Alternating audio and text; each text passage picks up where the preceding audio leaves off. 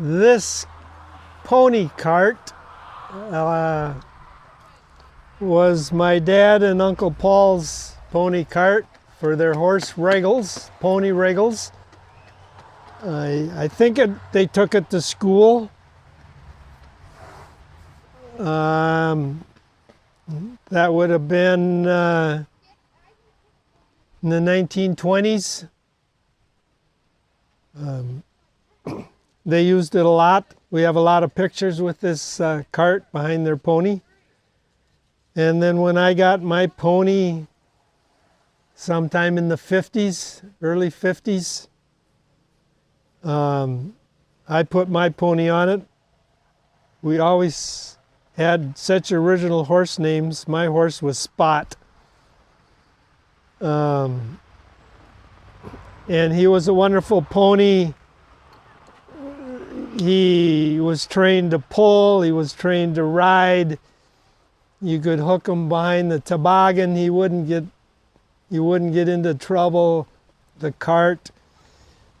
When you had this cart on, you couldn't go straight up a steep hill. He would say time out and that would be the end. So you always had to go up an angle on a steep hill so he didn't have to work so hard. But other than that,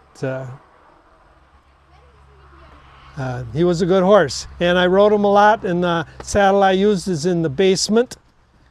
And he would go fast, but he mainly had one gear, and that was slow.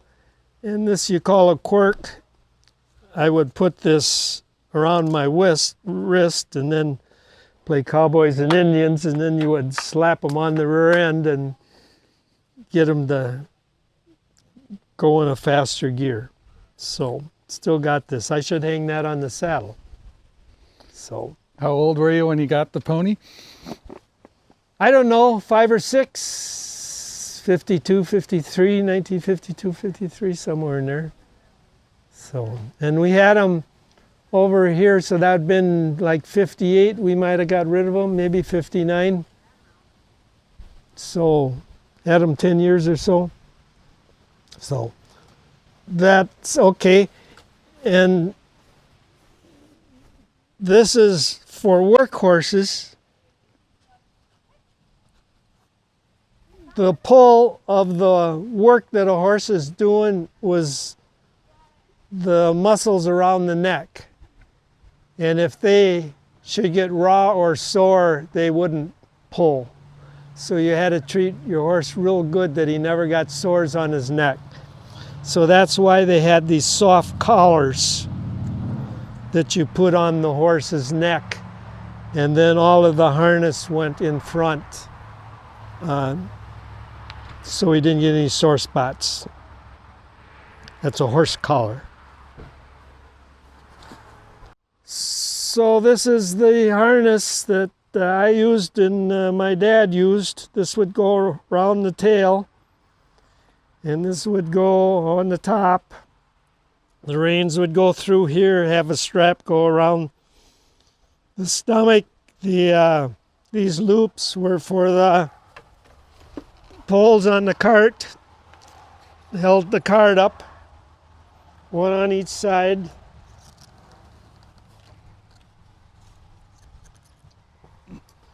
That's around the tail, so if you back, if the horse backed up, this would, so this was above his neck, and this is on his shoulders. This is instead of that fancy collar. So we pulled on this. And this is just one, this was for this.